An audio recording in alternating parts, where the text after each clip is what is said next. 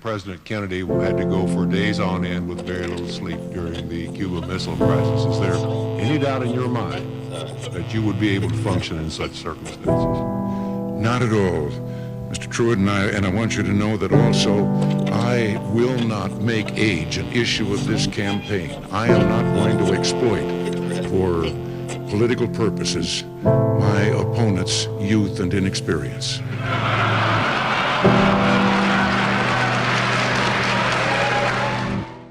Hey guys, Shawn Kober here with you, and I've got Duell Lauderdale in the studio today, and we're actually going to be talking about him running for state rep, the 124 office here in Missouri. Duell, can you introduce yourself and kind of tell us why you're running? Well, thanks for having me on, Shawn. So, again, I'm Duell Lauderdale. I live in Lake Ozark. I'm 29 years old. I just got married last year to my wife, Perla. And, well, I think the main reason that I'm running is because I'm ready to see politicians get back to the constitutional values that got our country where it is today. You know, I think that people aren't valuing basically what it took for America to get here, and that is to have a constitutional system that we follow, a republic, where we respect free enterprise, and you know, just keep a limited government and sort of govern ourselves among our friends, families, and community, and be a free people rather than one that kind of leans on government for everything and goes to them for the answers to everything. So it's kind of an all-encompassing reason, but yeah, and you know, for me, I want to see us get back to what I think made America great in the first place. Yeah, that's what kind of took my ear when I heard you on one of the radio programs here locally, is you kind of describing yourself as wanting to have a little bit less government involved in everybody's day-to-day lives. Did I understand that right, or can you go into that a little bit?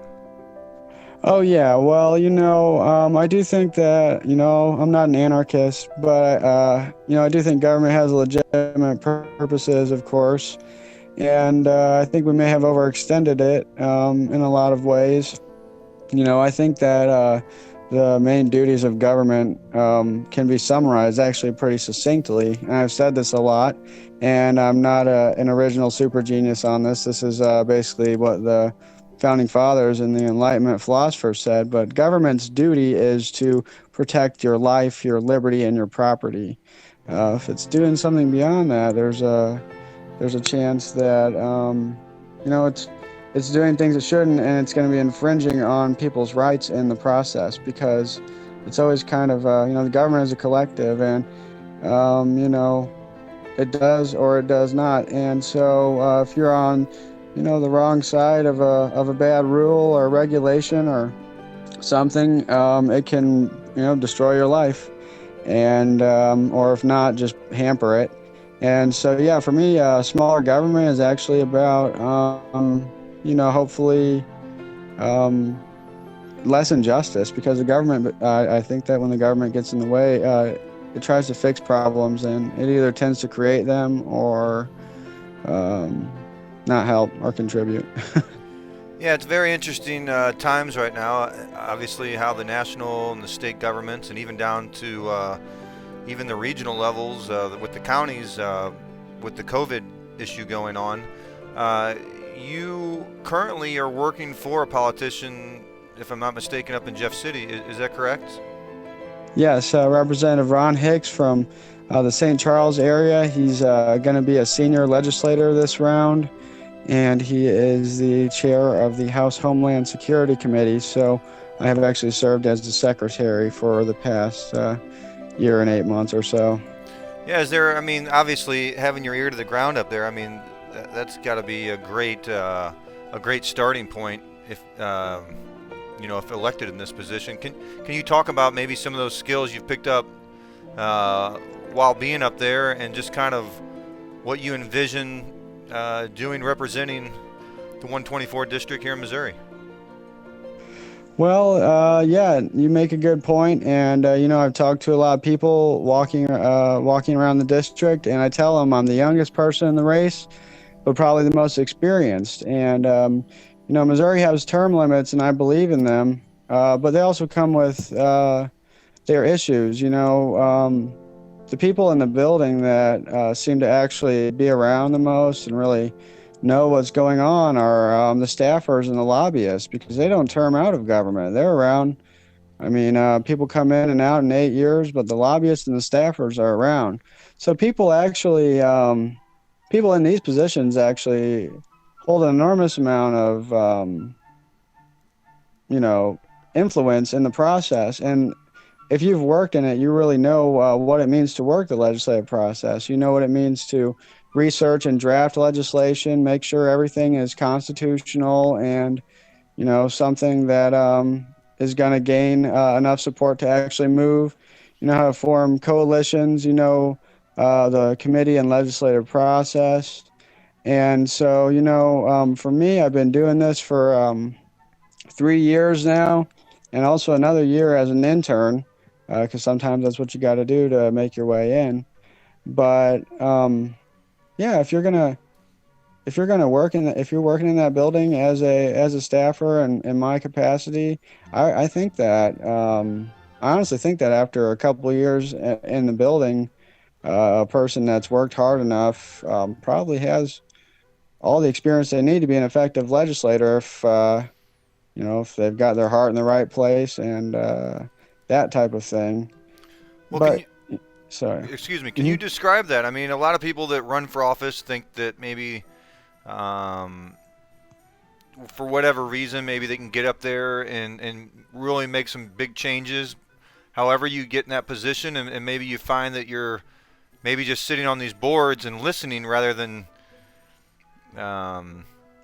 trying to maybe do more of an executive thing. But can you talk about just maybe some of the struggles that you've seen and maybe that you think you can maybe streamline? I mean, you were just talking about forming coalitions and stuff. I mean, those are things that have to be done in order to be efficient in those positions. And you really don't hear much people talk about that when they're running, because it's more about me. But those are the things you really want to hear in a politician.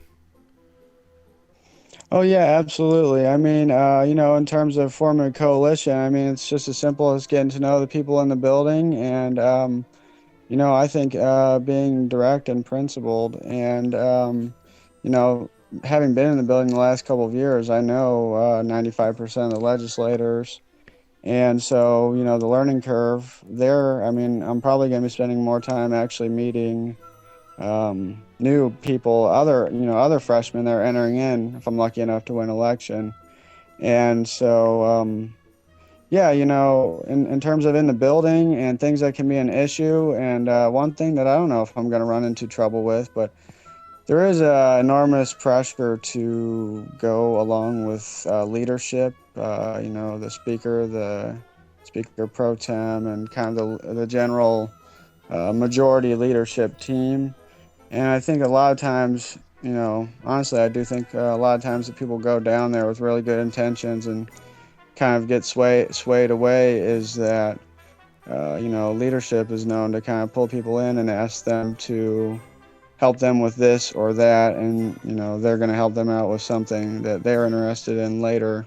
And it kind of ends up becoming this vicious cycle where people give in so much that they end up just being lackeys for leadership without actually really putting much of their own input in. And people want to be in with leadership because that's where a lot of the spotlight is, and that's a part of it too. But I think one thing that I would do is keep a respectful relationship with leadership, but not look. What I want to do is be an independent voice for the area, and not just listen to what the big guns think is good for everybody, but just listen to my constituents and my own heart on the issue, and keep a respectful dialogue, but not let myself be led by, I guess, the majority establishment just because it might benefit me a little in the long run. And it's stuff like that people taking principled stances and not allowing, I guess, working their way up, you might say, to guide their actions, that I think will create for a better legislature in general if we can get people with that mindset. No, I deeply agree in a lot of those value sets there. Do you what do you see as a need? I guess coming from some of the constituents here in the area that I guess you're trying to either push forward or continue or just see that it maintains what's currently going on here in the area. Well, I mean, what I'm hearing about from people these days are pretty much actually a lot of the same issues. And they're ones that I definitely want to look into one way or other. But, a lot of people are just worried about the breakdown of the rule of law and the idea that people are not being held accountable for their actions in an equal way because, you know, with these riots and things happening in other places. I mean, there's so much going on that they can't even keep up with it, and they're basically letting people get away with, these property crimes and other types of things. And so, for me, I want to make sure that people know that I'm going to stand with the people that will protect us from that type of thing. I am a person who believes in that we need to participate in some forms of criminal justice reform. And I think that will help people have better perceptions of the police. And in that case, we can get law enforcement a perspective to seem more legitimate to more people out there. Because I think that's part of the breakdown right now is we're asking police officers to do a whole lot of things. And, that's their duty is to follow the law. And so when people get put in the path of police officers enforcing petty laws, it creates bad blood between people. And so, I think one thing is to actually this comes full circle to the beginning. We got to get back to what America's about, and that's not policing every minor action. We've got to let people be free. If somebody hurts somebody else or takes their property or their life or something, that's obviously a crime. But I think we want to look at maybe reducing the amount of police encounters so that people can have better perceptions, and that would start with having less ridiculous laws. And that's sort of what the general criminal justice reform movement is about at a larger level. So, I kind of mixed two things up there, but I really think they come together. We got to protect this area from, people that want to do bad things for whatever reason. They're either throwing a tantrum or, maybe some of them are complaining about legitimate stuff, but it's never legitimate to go out and destroy things. And so we need people that can protect us from that, and we need to help them have a better perception. So I think that's where criminal justice reform comes in, is just, trying to help cool that relationship and maybe prevent some of this type of stuff in the first place. Yeah, there's a lot of stuff going on, obviously, even within our own state, with Trump sending in some of the national support into Kansas City, and even with Governor Parsons setting up the task force. Was it you that was saying something? Were you sitting in on some of those meetings as well, or is that something? Well, no, I don't think I was at any of those meetings, but the governor did call a special session for the crime outbreak, and one of his top priorities is actually a bill that I worked on with my boss for the last 2 years, and that one is, some of these municipalities around the state, they require their police officers to live in their city for a certain amount of time before they can move away in order to work there. And St. Louis is one of them. They're down over 100 police officers right now. And there are a number of people interested in working there that simply do not want to live in the city limits. And, it'd be one thing if there was an abundance of applicants, but I don't think that an essential resource like law enforcement should be down, 100 plus people for one of the cities with the highest violent crime in the country, because we were wanting a rule that, they think the idea behind it is that if you're in the community, you're going to be a more involved, I guess, nicer policeman because it's your community. And I sort of understand the argument, but I don't think that is important enough to be 100 police officers down, because we're letting a lot of regular people down without having quality law enforcement services in their community. Yeah, no, that sounds like a very valid argument to make on that kind of situation. I nearly 20 years ago lived in St. Louis, South City, and seen some stuff. Not used to growing up in the city. I wasn't used to gunshots at night.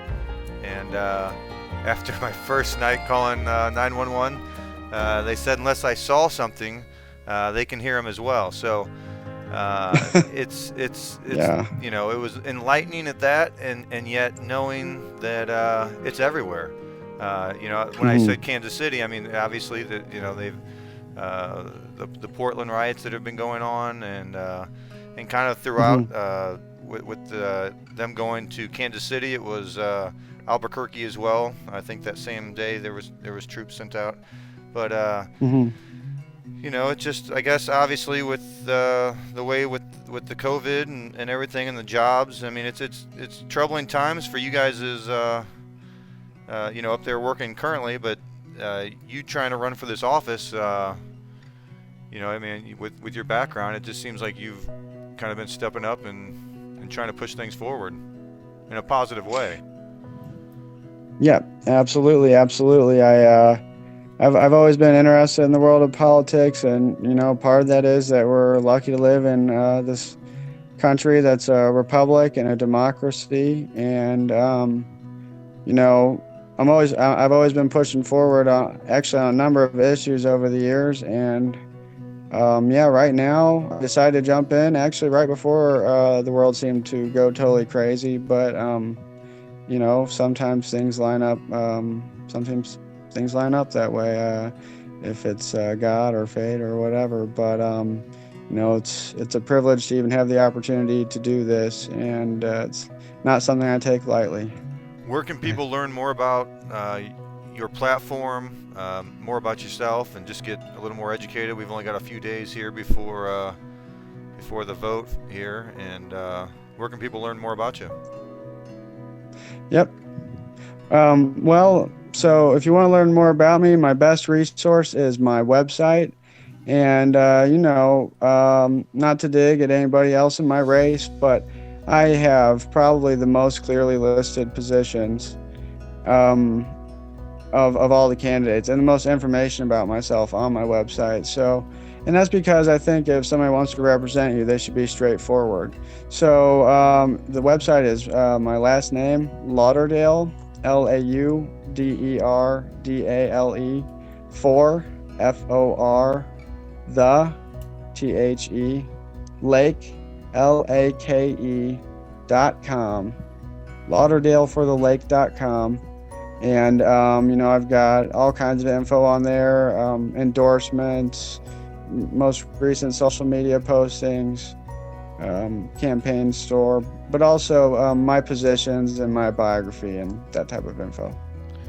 Yeah, I mean, the last couple days before the vote, can you talk about just kind of what you've been doing? I mean, I hear you on, here on the radio here and there, and I've seen signs out throughout the community. I drive throughout the state quite a bit, and so I mean, it's just a hot season for everything going on.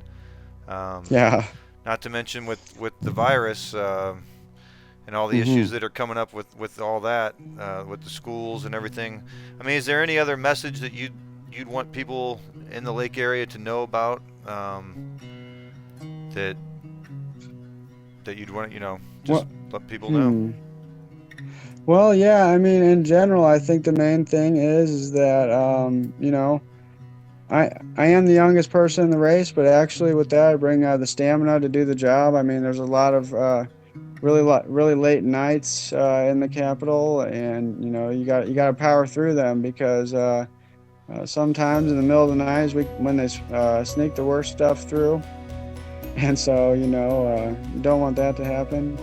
But more than that, I've worked to make myself the most accessible candidate, and with only 6 days left after tonight, I am at this point pretty comfortable saying that I've made myself the most accessible candidate by knocking thousands of doors. I don't actually have the exact count in front of me, but I'm sure that I've gone over 3,000 doors just in the last 2 months, and that's because I've been knocking doors every day. And more than that, I've given every person I've talked to my personal phone number. If somebody wants to represent you, I believe that they owe you a couple minutes of their time. It's a privilege. It's not a right. It's not to be a celebrity. It's not to be a local power broker. It's to be a representative of the people, to stand for what the people think, or at the very least to hear them and make sure that you have a dialogue about the principles that matter in our country, because you can't, nobody can always agree, and that includes constituent and representative. But what we gotta do is have a constructive dialogue, and that's how we get to a better future. So, my pledge to anybody out there in District 124 is you're gonna have somebody that listens and somebody that's accessible. And to that note, you can call me at 636-235-8332. That's my personal cell phone number, and I've been happy to answer dozens of calls on the campaign. Don't feel afraid to reach out to me, because a representative is supposed to listen, and that's what I want to do, is represent you. Well, on that note, I appreciate you taking the time. I know we were playing phone tag there, and it's just busy times with schedules, and I appreciate you coming on and talking with us and letting people just kind of get a little more feel of who you are and where you came from. Well, I really appreciate you bringing me on, Shawn, and thanks for the service you provide to the community, and the things that you've done in the past, and probably what you've got going on in the future yet still. Well, I appreciate it. We'll talk to you guys soon. Have a nice day.